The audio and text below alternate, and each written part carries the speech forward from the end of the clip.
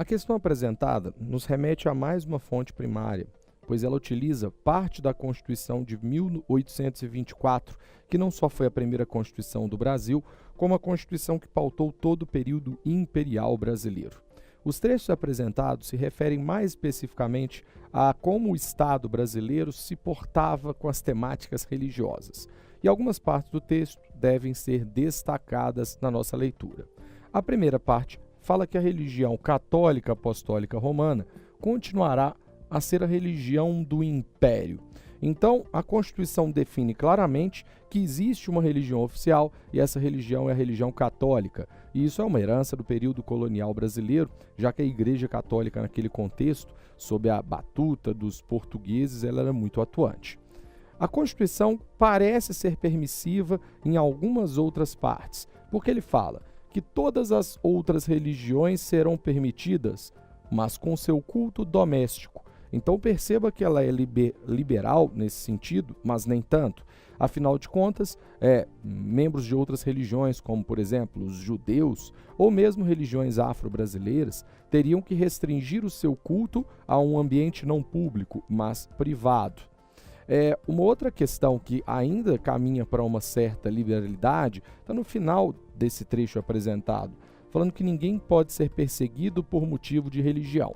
Então, é uma Constituição dual nesse sentido. Ela parece ser católica logo na entrada, muito embora se permita, com algumas restrições, práticas religiosas de outras naturezas. Mas aí, a Constituição acentua o tom católico e vai começar a aplicar algumas restrições. Exemplo, a Constituição fala que não podem se candidatar pessoas que não professarem a religião do Estado. E aí a gente já tem uma primeira parte em que dá para perceber que a política está sendo intimamente misturada à religião. Isso se torna ainda mais nítido quando fala, basicamente, das atribuições do imperador brasileiro.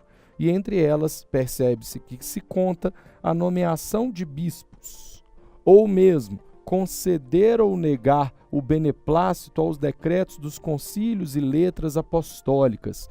Traduzindo em outras palavras, o imperador tinha, dessa maneira, a possibilidade de vetar uma ordem papal em território brasileiro. Ora, se o imperador pode nomear bispos e vetar ordens papais em território brasileiro, concluímos então que o Brasil era um país católico, dava liberdade de culto restrita a outras religiões, mas ao mesmo tempo o imperador era uma espécie de chefe supremo da Igreja Católica no Brasil. Vamos ao enunciado. Do ponto de vista da relação entre o Estado e a religião, a Constituição do Império do Brasil de 1824, letra A, assegurava ampla liberdade de culto às religiões não católicas. A questão exagera ao colocar o caráter de ampla na palavra liberdade, e o que contraria o texto constitucional, já que vimos, por exemplo, que as manifestações religiosas não católicas deveriam se restringir ao ambiente privado e não ao ambiente público. A letra B, ela comete um equívoco ao falar da ampliação da liberdade da Igreja Católica no Brasil.